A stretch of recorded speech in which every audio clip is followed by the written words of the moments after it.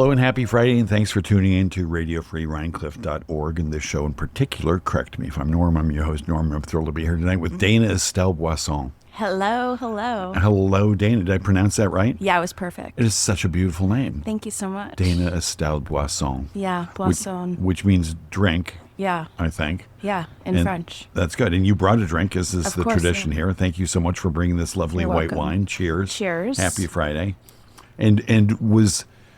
So Estelle, I'm guessing, is your middle name. Yes. But on social media, you're Dana Estelle. Yeah, I did that, I think, in college and just never changed it. Uh-huh. But and where was, in college, you dropped the Boisson? Just on, I think, Facebook. But I like my last name. Proud of it. Boisson. So I like Boisson. I think it's fun. But growing up, everyone called me Boysen. Right. Which I didn't love. But until today, I'd only seen on social media, I thought your name was Dana Estelle. I'm like, oh, well, I'd like to have a last name, please, but whatever. Maybe I should add it back. I guess I should be an adult now and add a last name. You could. Yeah. Yeah, I assume your taxes are Boisson. They are. And where did you go to college?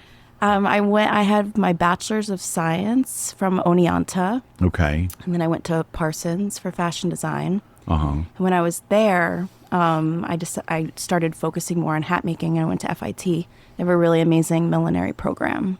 Right. That I did. Yeah. Wow. And so you said Oneonta? Yep. And what did you study there? It's called human ecology, but it was apparel and textile science. So more of the science end of fashion. Apparel and science? Yeah, apparel, like fabric, textile science. Right. Yeah. Huh. And that's a big deal. Increasingly, I see statistics on the number of tons of clothes that are just put into landfills every year. Oh my gosh, there's way too many clothes. And how poorly they decompose. Yes, it's terrible, and it's the worst part of the fashion industry. And it is actually one of the main reasons why I put so much time into every object I make, is because we need more beautiful objects in this world and less of a bunch of not beautiful things being produced. Right. And what kind of objects do you make for people who didn't read the promo and don't know who you are? Yes. Well, I am a hat maker. Mm-hmm. I have a hat shop in Rhinebeck, and I've been doing it since about 2012. And I make the hats entirely by hand. So it's a long process, and it's slow, and that's my favorite part about it, I think. Is taking your time. Yeah. And how long does it take to make an average hat? I would say about 3 days. A lot of hat making involves steam, and then you need to let that dry before you can start the next, process. So about 3 days from start to finish. Yeah. Uh-huh. And do you buy like the felt sort of hat shape thing, and then you shape it and make it into a hat? Yeah. So the process is I have a furrier. One is in Tennessee. And wait, a furrier, because the hats are made from fur? Yeah. So but they're felt mostly. Right. So felt is actually made of fur, but it's just the fur. It's like no skin or anything. It's just the fur. And if you think about like how a cotton candy machine kind of works, it's like all the fibers get kind of like round and round and become bonded, and it gets pressed into a felt. So felt is really just a bunch of hair fibers going all different directions. Wow. Yeah, and because there isn't a grain, like in a fabric, there's a grain that goes one way and then the other. This has no grain. So you're able to create these like really beautiful shapes from it and stretch it and mold it. And then when it dries, it stays in that exact shape. And I guess it doesn't tear easily since there's no grain. No, they're very, very durable. Yeah. And so you said your furrier is in Tennessee? Yeah, I have one company that I get hats from, and then actually another supplier is right here in Hyde Park. My buddy actually moved up here kind of the same time I did from Brooklyn. Uh-huh. And I get a lot of felts through him. So it's kind of incredible to have, yeah. And he makes the fur felt hat bodies? He's like a distributor. Okay. And the other ones come from Europe that he gets. But the ones that I get from Tennessee are beaver and rabbit hair from Canada, United States. Yeah. And have you been to the furrier in Tennessee and seen the whole thing? I do want to do that, though. I was thinking maybe of road tripping. It sounds like a great road trip. Yeah. And you'd get there and all these like Tennessee people would be like, oh, it's Dana Estelle. Yeah. They would pronounce it wrong, I'm sure, but Boysen. And Boysen. Yeah, I would love to see that. Yeah. There's probably somewhere online you can see that. Yeah, so I get it as each hat comes as it's called a hood, and it's shaped in a concaval way, and that gets steamed up and then stretched and molded over wooden hat blocks. And so each block is a different shape and a different size depending on what kind of hat you're trying to get to at the end. Okay, so how many different shapes and sizes do you usually buy? So I have hat blocks. I have like runs of one shape in a whole run of sizes, and I hand mold the hats.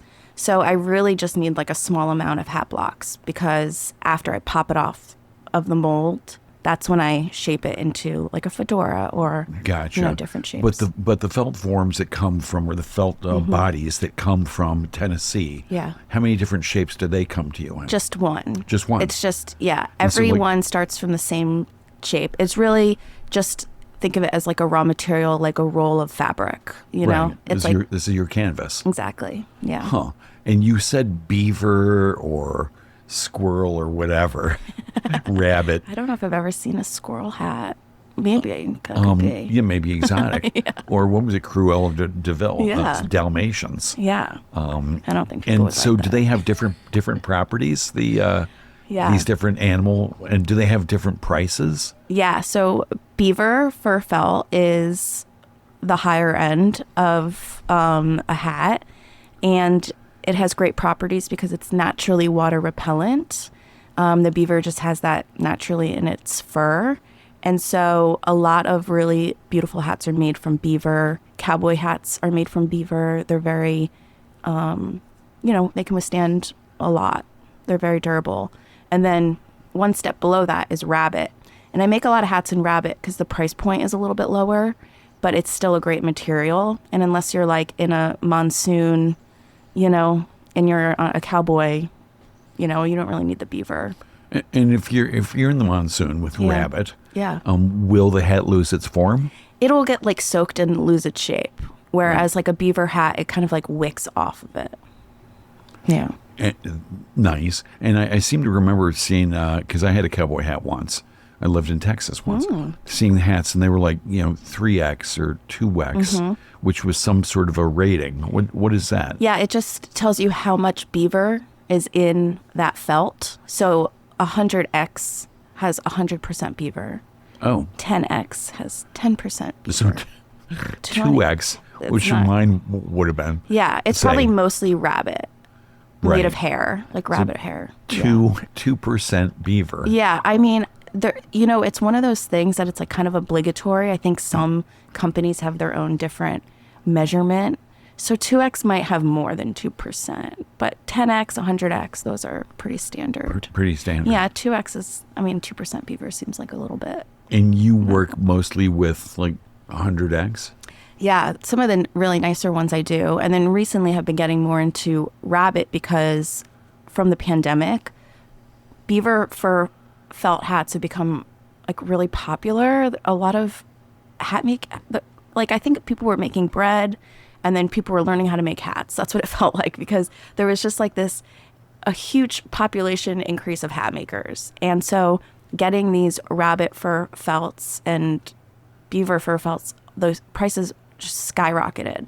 And so I used to only work in beaver, but now I've like kind of adjusted that because I want more people to be able to wear my hats, and to have to charge twice as much. Right. And there must be exotic furs that people use. Yeah, I think the most exotic to make out of is it's like either beaver or it's what's that little animal?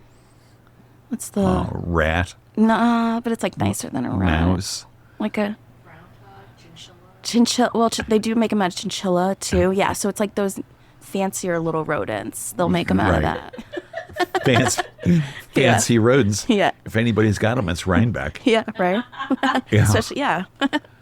So you must get all the catalogs. You get offered fancy rodent felt hats. I do get people who are like, I trap beavers, and can you make me a hat out of the beaver? I'm like, please do not drop off pelts, a dead... raw pelts.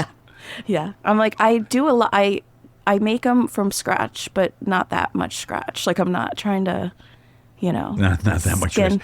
Have you ever tanned a hide? No, I would love to. Though. And I guess, I don't know what they call it, harvested the fur off of the hide? Yeah. You've done that? No, I haven't. I would No. love to, though. That would be... You would? I would love to see it, I guess. What's a whole damn summer vacation in Tennessee for you? Yeah, you're right. It's a nice road trip. Trap and skin and pull the fur off one by one. My whole life has taken a whole different direction than I thought it was going to. And you said you started this in 2012? Yeah. What were you doing before? I was at Parsons and I was waiting tables. I worked as a visual merchandiser for Banana Republic and Club Monaco.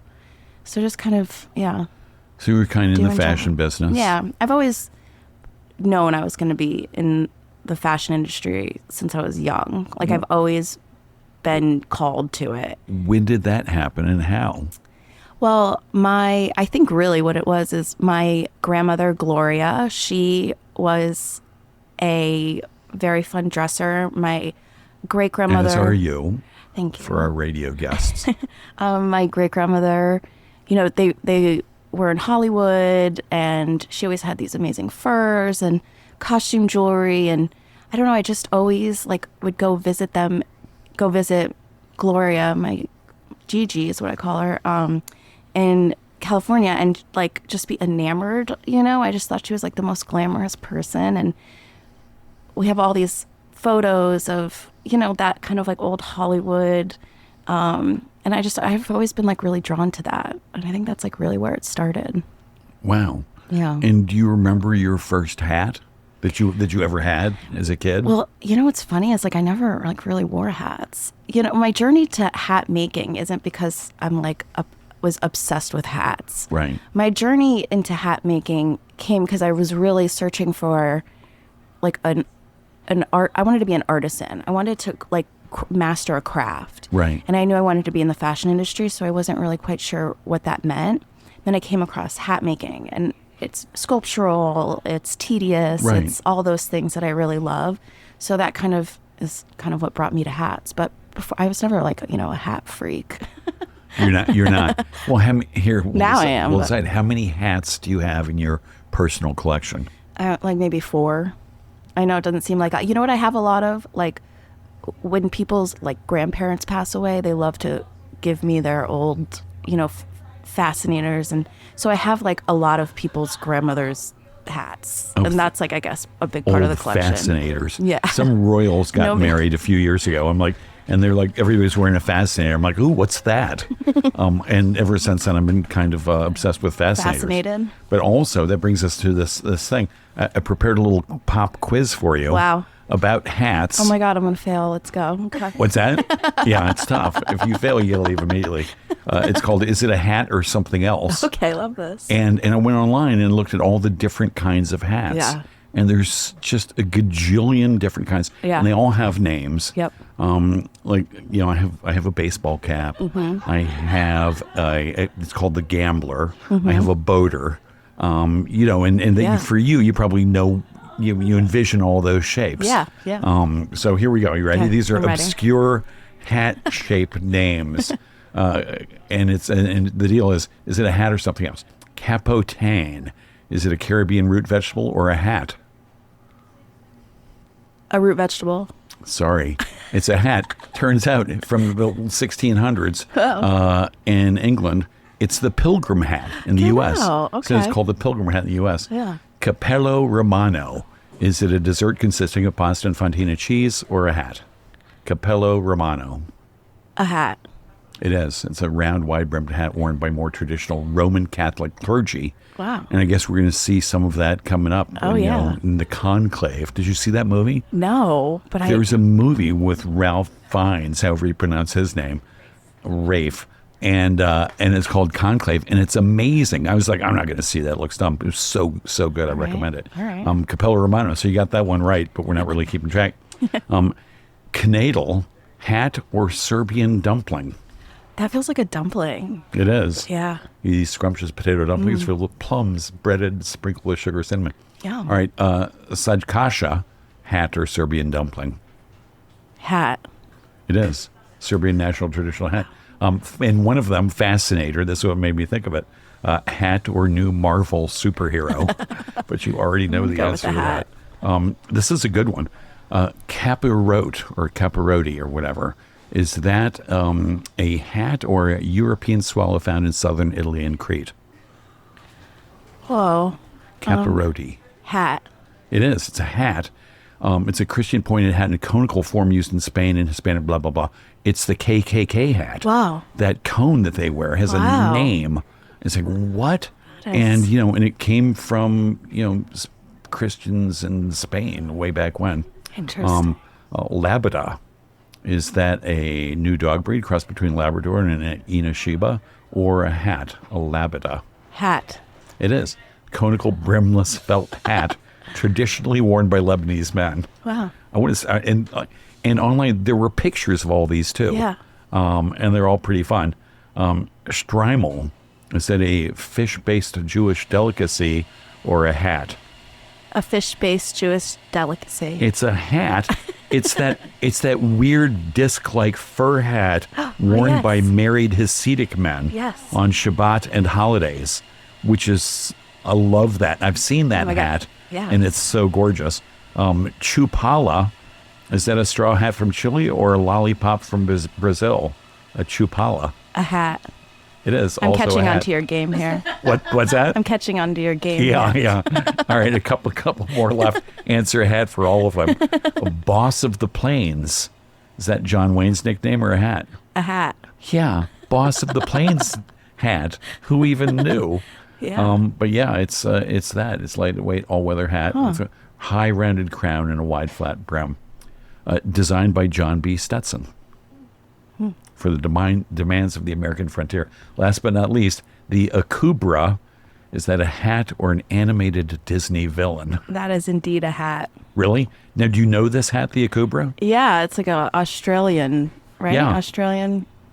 Yeah, it is. Yeah. Distinctive part of Australian culture, it Yeah, says. yeah. And so I'm guessing that's, a leather hat. Do you have any idea?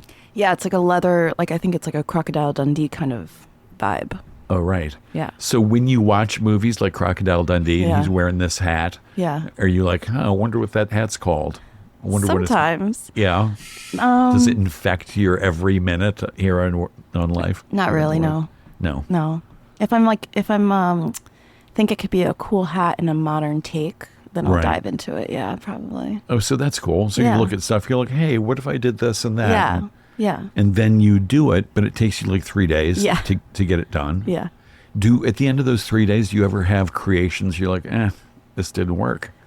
I used to, but I think I've been doing it now for so long that I have an idea of how the materials are going to work, or, I definitely made a lot of mistakes. So, which is the best part about it. I made a lot of mistakes when I was younger. Deadlines would be coming up and it would just not be what it was supposed to be, and Right. that kind of thing. But that doesn't really happen anymore. So if you're making a hat out of felt and you make a mistake, Mm-hmm. is it easy to undo the mistake? Yeah, I mean, felt is so durable in that way. You can just re-steam it back up for the most part, unless you've put really, big creases and really tight creases in it. But for the most part, you can get a felt back to its original Right. shape. Yeah. And there's a cool video on YouTube of you making a hat. Yeah. And steaming it and shaping it and stuff. Mm-hmm. And it's really, I just encourage everybody to go look at it. Dana Estelle on YouTube. Yeah, I don't think people really understand how hats are made. And then when they see it, it's like, oh, that makes sense. And Gotta- do people come into the store and just sort of hang out and watch you work? Yeah, sometimes. I have like a few like regulars who swing by a lot and chat and watch, and yeah, it's fun. It's like, I think that's the best part about having the hat shop, is like really exposing the craft to people, because I always had a private studio down in Brooklyn. And so, yeah, it's just like, it's nice to see like kids' eyes light up, you know? Right. They're like, wow. So private studio, you're all by yourself. Yeah, which I like that 8, too. 10, 12 hours a day. Well, Yeah. what percentage of the day here in this like public storefront in Rhinebeck are you by yourself? Unless someone's in the store, I'm by myself. Yeah, I would say like Monday, like I'm in the store Monday, Tuesday, Wednesday, Thursday. Usually I'm there by myself. And then Friday, Saturday, Sunday. Oh, so that's a pretty good mix. Yeah, yeah. I imagine it's hard to get stuff done when you're explaining to Yeah, wide-eyed kids and their grandmothers. Yeah, I usually leave like simple hand stitching and stuff to do on the weekends, so I could just like do it and chat. Like I don't do anything too serious on the weekends. Well, what are the serious things? Like steaming, like the shop gets hot. Like blocking a hat, like you will break a sweat.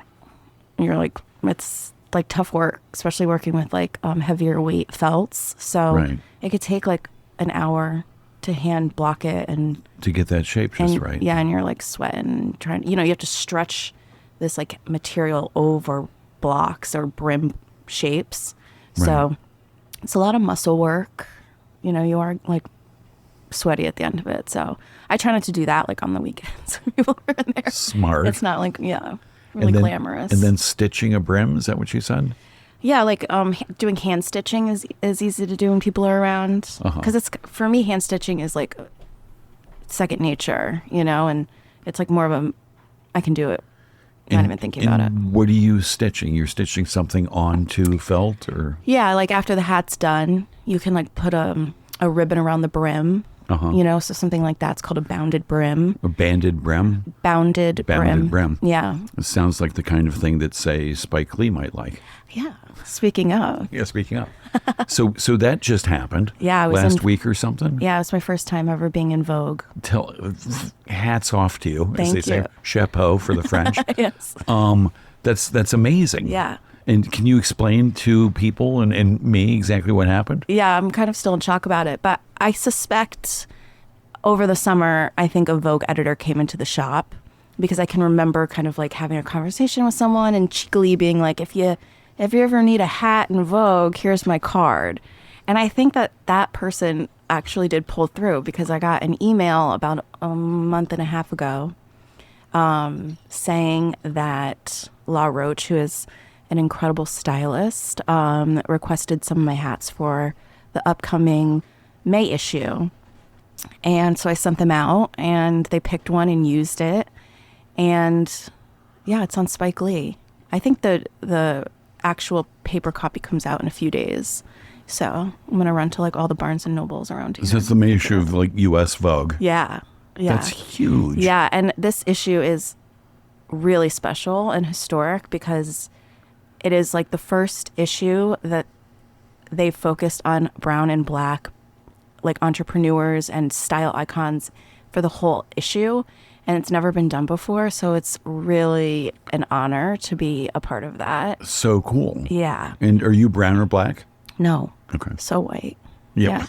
Yeah. You never know. But I'm still, it's still very, I'm like completely shocked, you know, just to Right. be, it's like one thing to be in Vogue, but then to also be able to like support this like beautiful vision.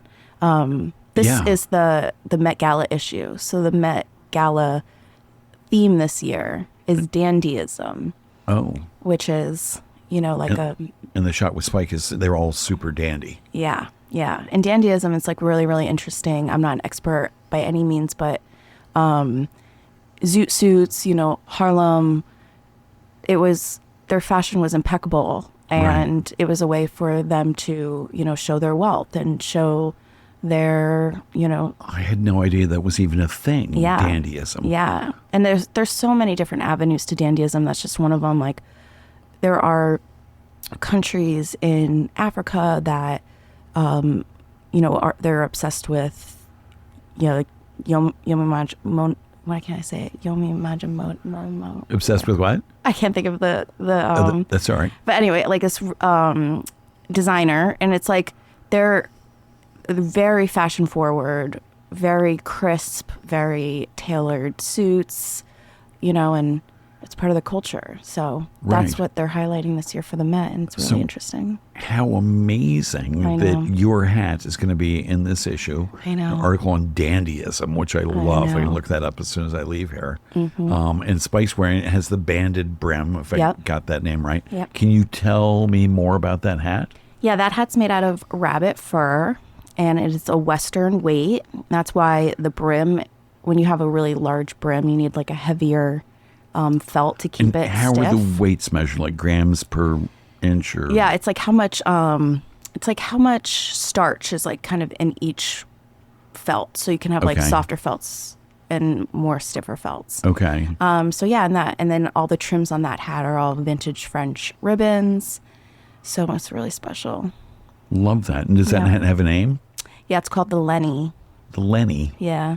I did like a line of these hats that are on the website now are all kind of more of a masculine twist, but also still like very androgynous. So I picked a bunch of androgynous names for all Right. the hats. Yeah. The Lenny. And so is there a Lenny? You named it. Yeah. Is there a Lenny in your life that you sort of named it after? No. I just picked it. Uh-huh. I mean, you name so many hats after a while, you just kind of, you run out of people to name hats after. Well, a hat called the Norm. Well, okay, I that's hate to coming sort up. of that'd be really good. That'll be the next one. And speaking of which, you do commissions for people, right? Mm-hmm. People come and be like, "Oh, I want this or that." Yeah, a big part of my business is doing custom hats. Right. Hats are interesting because it's this object you wear on your head, and you have to make sure that it fits properly, proportion-wise, and that the person feels really good in it. And so I think that custom hat making is the way, because a lot of hats we buy like commercially, that's only geared for one person's like body type or style or something. And so I love to be able to encapsulate someone's fashion sense and see them walk out with a hat that they feel really good in. And do people walk in with a pretty specific idea of what they want? And do you work with them sort of in the abstract before you start making it? Yeah, all different kinds of situations. Each one is different. So some people know exactly what they want. Some people have a very strong fashion vision. Some people have no idea what they want. And for those people, it's just a process. So it can be a little overwhelming to know what you want when you first come in. So the first visit, I'll measure your head. We'll pick out a color and we'll get a basic shape. And then you'll come back and we'll fit the hat to your head. And then we'll go into trims so that it's not super overwhelming. You can visually see, what it's going to look like at the end. Right. And that's the best way And, to do it. and what's the largest head you've ever measured? 25 and a quarter inch. And so what size is that? It's like an 8.5. Right. I have to look at my Which is chart. ginormous. It's huge, yeah. Most people's head sizes range between like 21 inches and like 24 and a half inches. Right. But it's funny because every person that comes in thinks that they either have a really big head or a really small head. Really? Yeah, and I think Oh, it's that's like funny. just because of commercial shaming. Like, you go into a store and they only have like the one size. It's like, imagine if we went into a store and there's only like 2 size pants and you had to pick one, you'd be like, I'm It's the fattest ridiculous. person on the planet, I'm the skinniest person on the planet. Like, it's just how it is. Yeah. Yeah, the one size all hats, I'm thinking like Yeah. don't fit 50% of the people. Exactly. Yeah. So everyone has this like stigma about the size of their head, but everyone has a perfectly sized head. It's perfectly sized head. So for people who have a strong aesthetic idea of what they want in a hat, I kind of understand why they'd come in to get a custom-made hat. For people who don't, why do you think they want a custom hat? I think a lot of people like a nostalgic where they'll be like, my grandfather had this hat and I would love to remake it. Or a lot of people have like this one hat that they found that they loved and it got lost, or, it's used too much and so now it needs to be redone. So a lot of times people come in for that. They'll come in, they'll try on hats, and then they'll, start to feel themselves in it. And they're like, yeah, this could be me. And then, I talk them into like, you will feel good in the hat when it's made specifically for you. Right. Like, I think a lot of people want to be hat people, but it's, again, an object you put on your head. It's very jarring, I think, for people who don't wear hats. It will feels a little like, hey, look at me, a little show-offy. Exactly, yeah. But if you look good in it, then it's like the best kind of show off, right? Well, and that's the kind of thing. I mean, do people try on hats? They're like, no, no, no. And you're like, oh my God, you look so fucking good in that.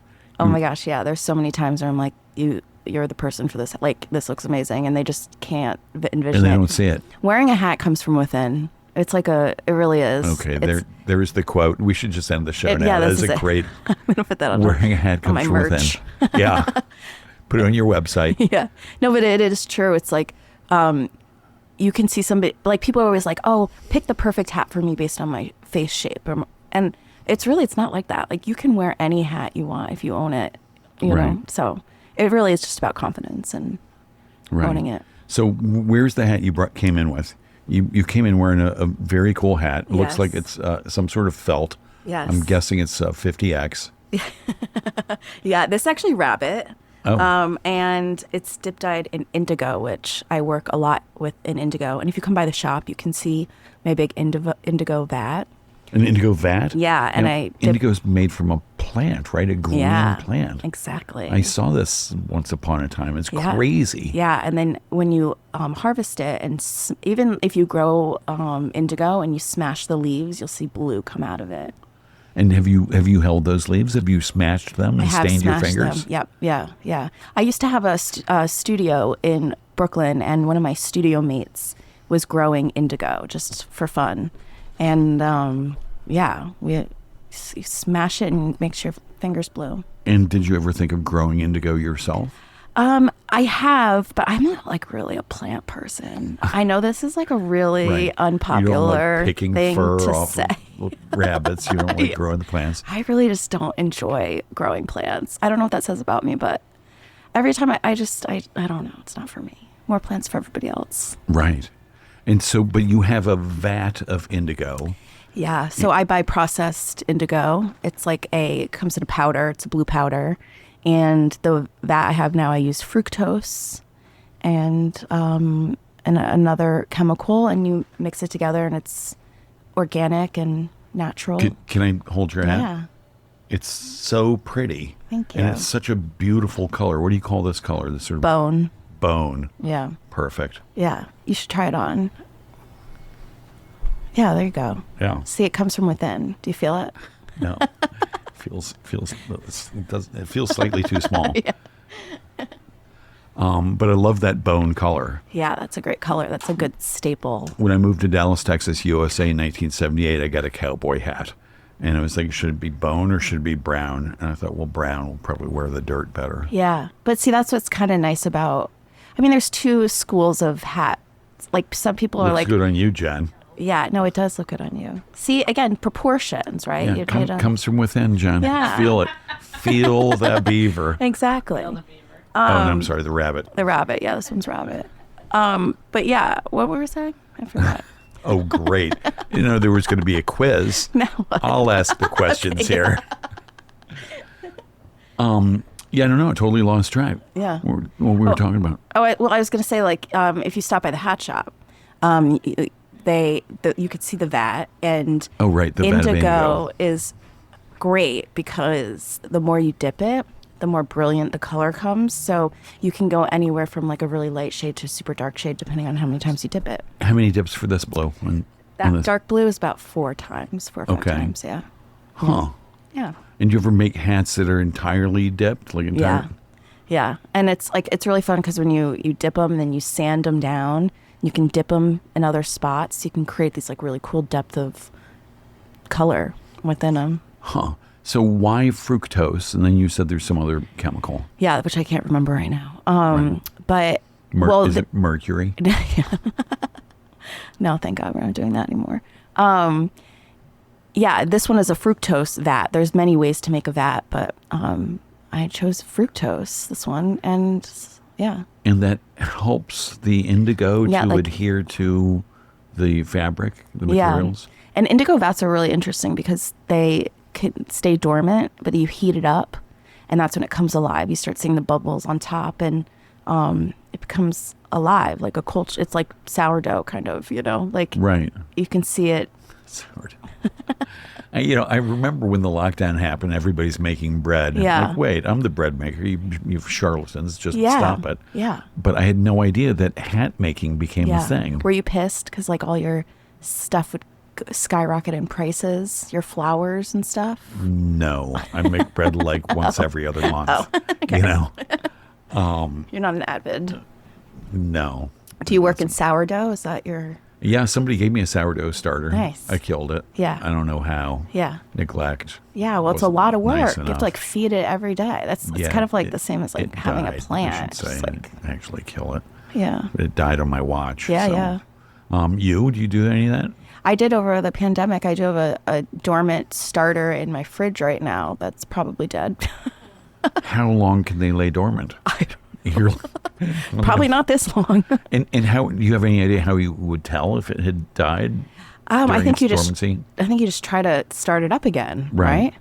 Yeah. You know who gave me it is Jeff, buddy Jeff, his dad. Oh, It's his dad's Jeff. starter. Handsome Jeff, we call him. Handsome Jeff's dad, also handsome. All the women in the Epicurean have swooned. Thanks, by the way, to Patricia Wind and the Epicurean for hosting this show. We'll get the plugs in wherever we can.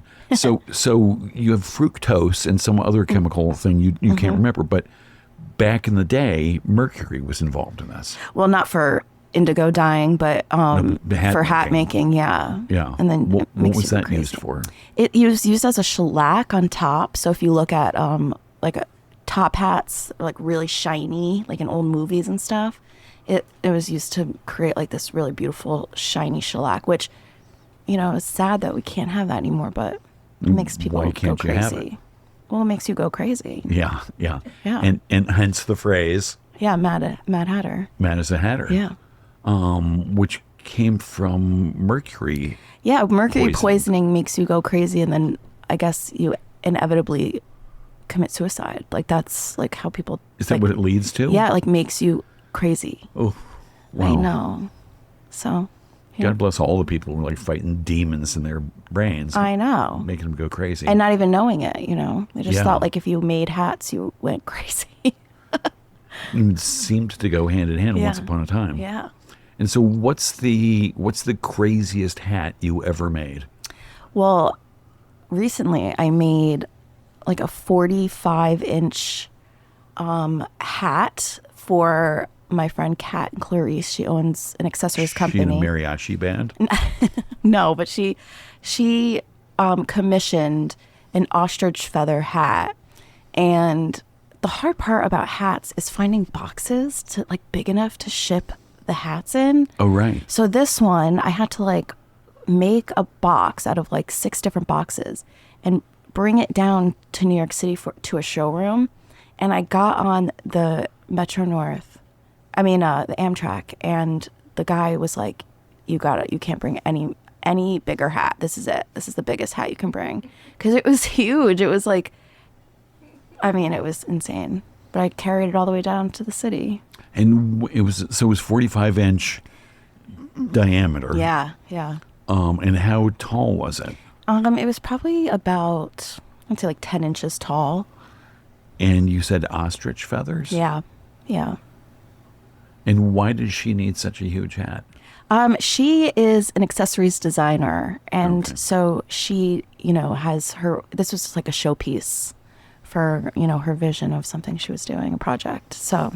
And so, so that's a good thing. She's an accessories designer. You want accessories designers Yep. to be using your hats for their showcases and stuff. Yeah. If I had my dream would be to have like 20 more of her, Right. Because, it's like you don't always get to make the most like artistic, creative kind of hats all the time, So when someone Right. pays you to make one, it's like a dream. Did she send a sketch or just a thought? Yeah, we've been working together for a long time, so we're kind of like in sync. So she'll send like inspiration photos and I'll come up with a sketch and we kind of work it out together. Right. So you really want this hat to be in her hands for her doing her job. Yeah. Because hopefully Spike Lee will show up in it or something Yeah, like that. yeah. So what do you bill? Like just for materials and just a token amount of labor, or do these people pay full price? Oh yeah, everyone pays full price. I like that. Good Yeah, for you. I set a long time ago, like everyone pays full price. Like my best friends pay full price. I don't give a discount to anyone or anything. And that was one of the best lessons. What a great Somebody policy. told me, yeah. Someone said, if you start the policy now, no one will ever expect it. And it's never a problem. And so that's what I've always done. And then if you're my bestest friend, it's your birthday, you might get, a nice little hat. But if anyone wants a hat, commissioned or buys a hat, yeah. Right. Everyone pays full price. And this person, she, we're not mass producing the hats, so it's just one hat. So, yeah. Right. And where do you get the ostrich feathers from? I have a feather guy. A feather guy. Yeah. You guys don't have a feather guy? Who doesn't? Dan. Yeah, there's the garment district is, this like wealth of beautiful stores, and there's a feather store down there that I get some from, and then there's another guy in Florida who also does some too. Gorgeous backwater of New York City. Oh my God, all these weird stores, and the flower district too. Yeah. All these weird stores selling all this bizarre stuff. Yeah. And is it? I used to live down there. I haven't been there in forever. Is it still thriving? Well, I mean, it's definitely not thriving like it used to, but I think it's changing to keep up with the times, like a lot of these stores now have put merchandise online. But I mean, if you have a store that's full of thousands of different kinds of buttons, like putting that online is like, and then you need to touch it and feel it to know what you're getting. And I always just prefer just to go down there and touch it, feel it, and know exactly, what you're getting. Some stuff I have to buy online, but for the most part, I try to buy everything from the garment district that I can. Right. So you must have an enormous collection of this stuff sitting around your shop. Yeah. I mean, honestly, it's not, I've curated a lot of it because you can really go crazy. So I've curated in the last, curated, like said, I can get rid of this.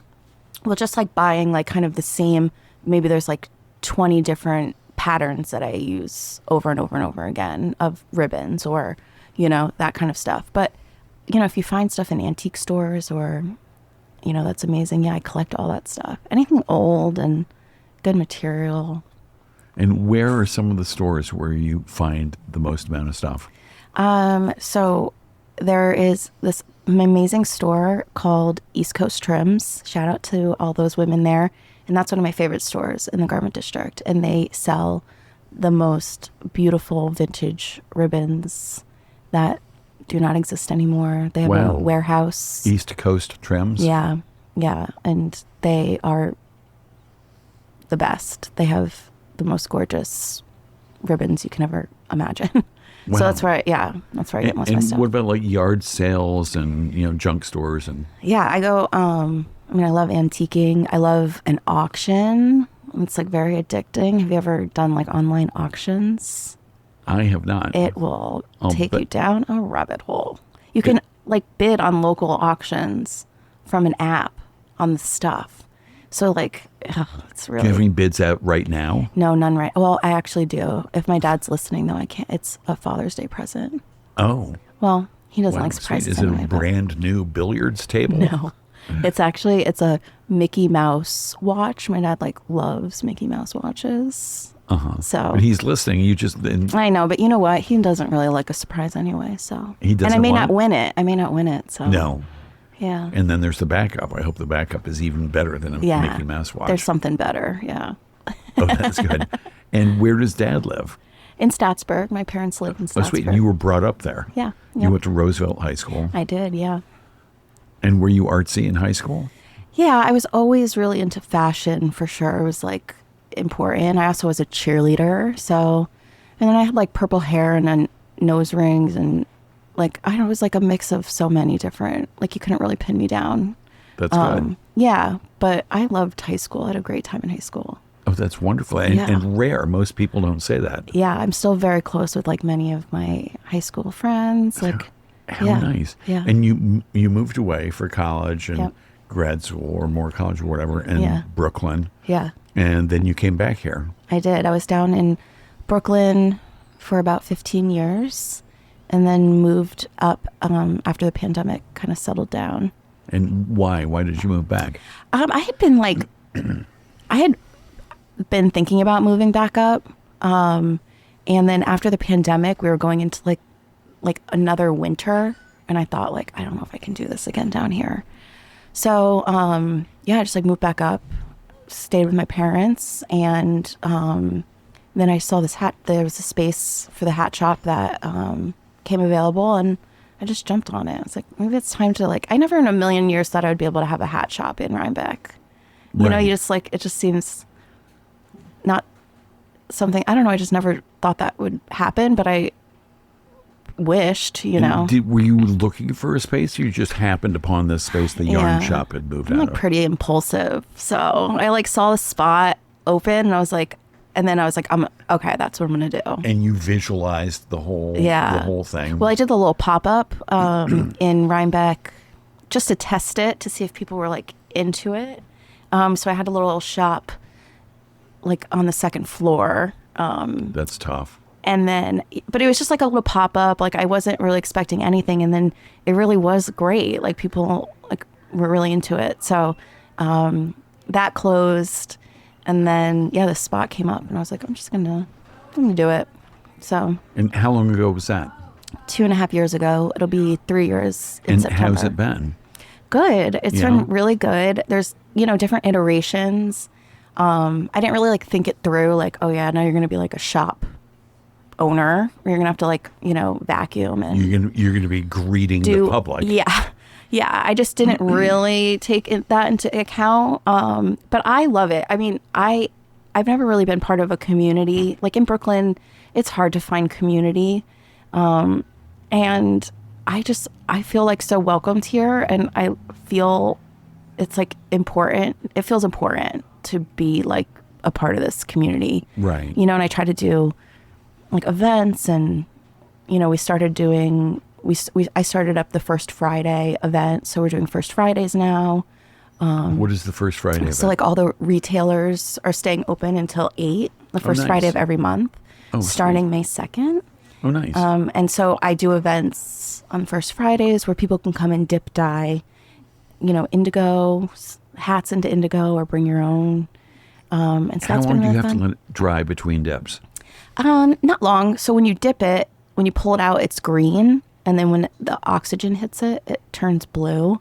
So That sounds so cool. it's really fun to watch. And it's really fun for kids too. I've been doing like kid events, and it's really fun to introduce them to like, how are your clothes dyed? How are, Right. It's like little things like that people don't really think about. So that's been really rewarding. So I'm wearing blue jeans right now. Do you suppose there's any indigo in these? Yeah. I mean, the thing is, jeans used to be dyed all in indigo. Right. And something interesting about denim is that the United States, we used to make the best denim in the world. And we had this incredible technology and looms to create the best denim.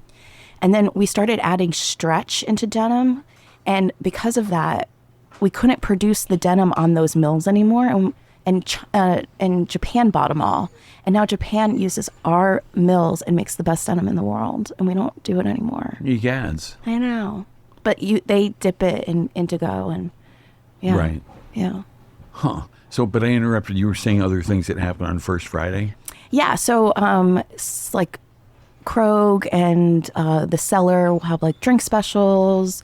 Some places will have live music. Some people are doing discounts. There'll be lots of wine. A lot of stores hand out wine or, little drinks. And That starts next Friday, May 2nd. Yeah. Yep.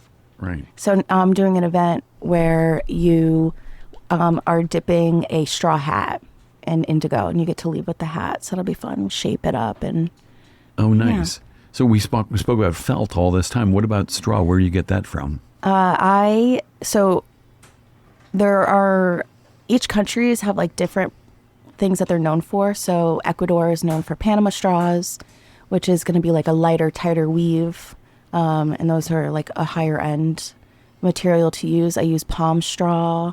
Yeah. And again, it comes in a hood. So like I have one hat in the store that was hand woven in Colombia in a specific village where they're known for this one weave. So they've passed down how to weave this one hat from generation to generation. So it's really cool. I don't So dare cool. learn how to, Weave. weave straw. That's like a whole other, ball game. Right. And they've been doing it for hundreds of years. Like they're the best at it. So Right. But it sounds like you continue to learn how to make hats just how you want. yeah.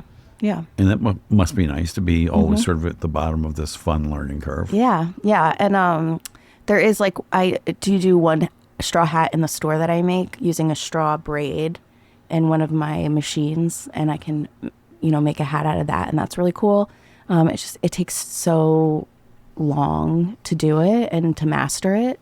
So a lot of the bodies I get from other countries because they're just the best at it. Right. Yeah. And your shop, just in case people don't know where it is on the east end of town, kind of across from the fire station. Yeah, exactly. I look exactly into the fire department. Oh, Yeah. nice. Yeah, right next to the municipal lot. That's nice. And Yeah. all the like hunky firemen. It's Yeah. the cliche. Well, it's funny too because I always think something's like on fire. Like I have all these machines. They're so old. They don't have like heat regulators.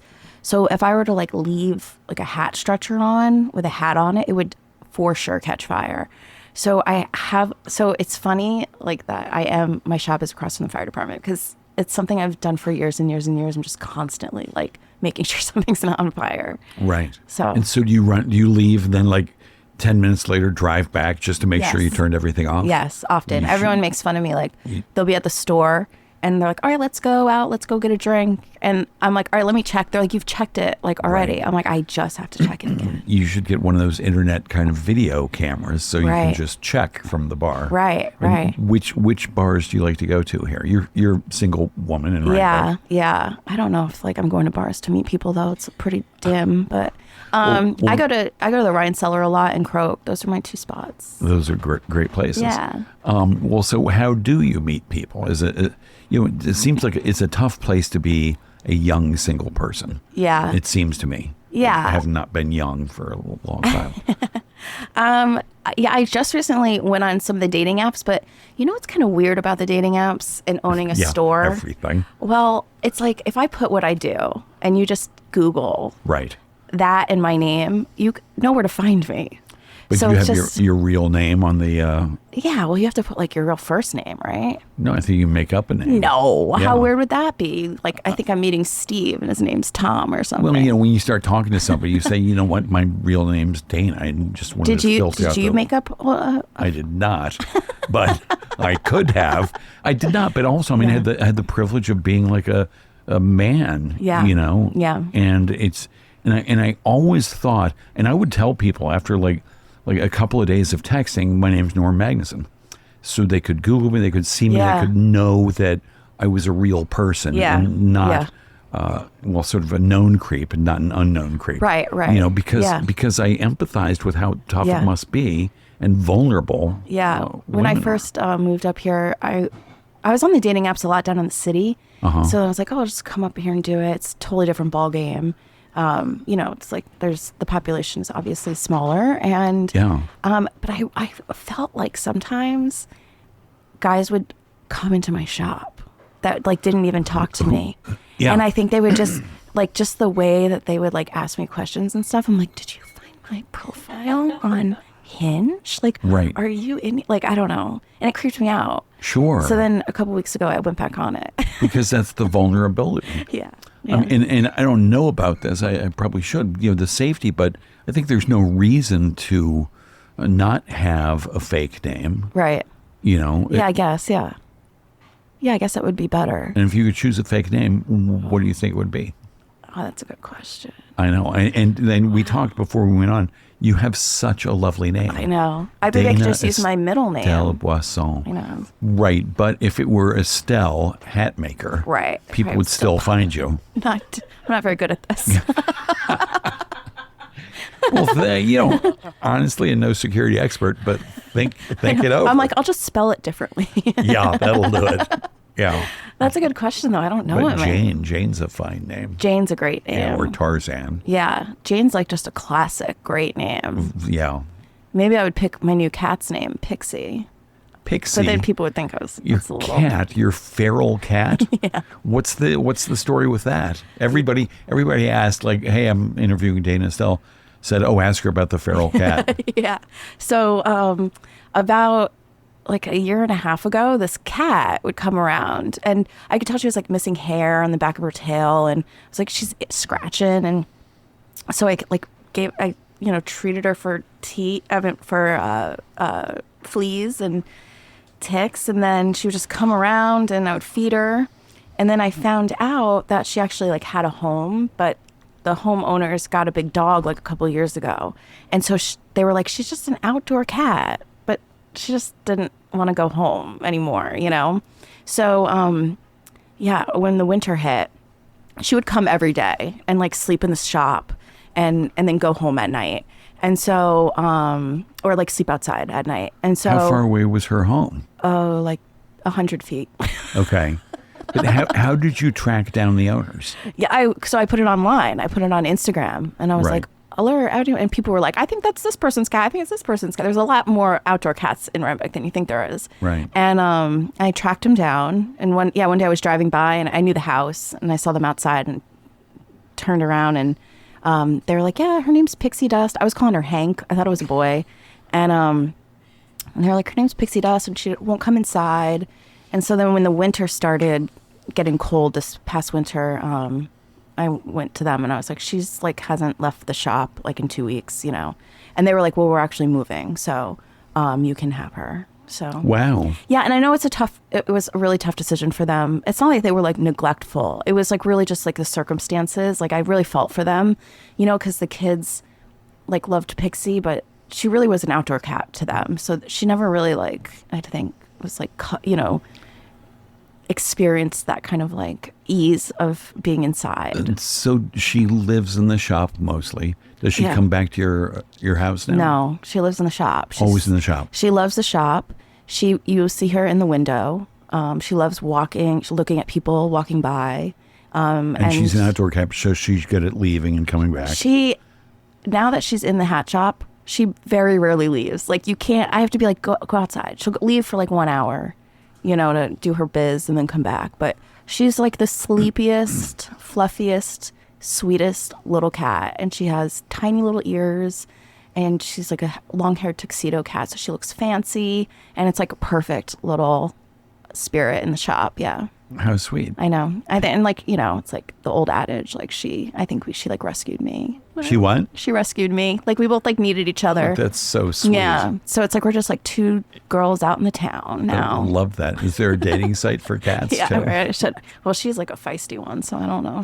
And was there any trouble sort of getting her acclimated to her new digs and her new No, I was like partner? really patient and just like, you know, let her kind of lead the way. And I got her into a routine. We like come in, brush her, like, you know, she's still adapting, but she's getting there. She definitely trusts me. And I mean, if I call her, she comes running. She's like my little bud. How exciting. Yeah. Well, guess what? We're out of time. Well, that was so fast. Estelle Boisson.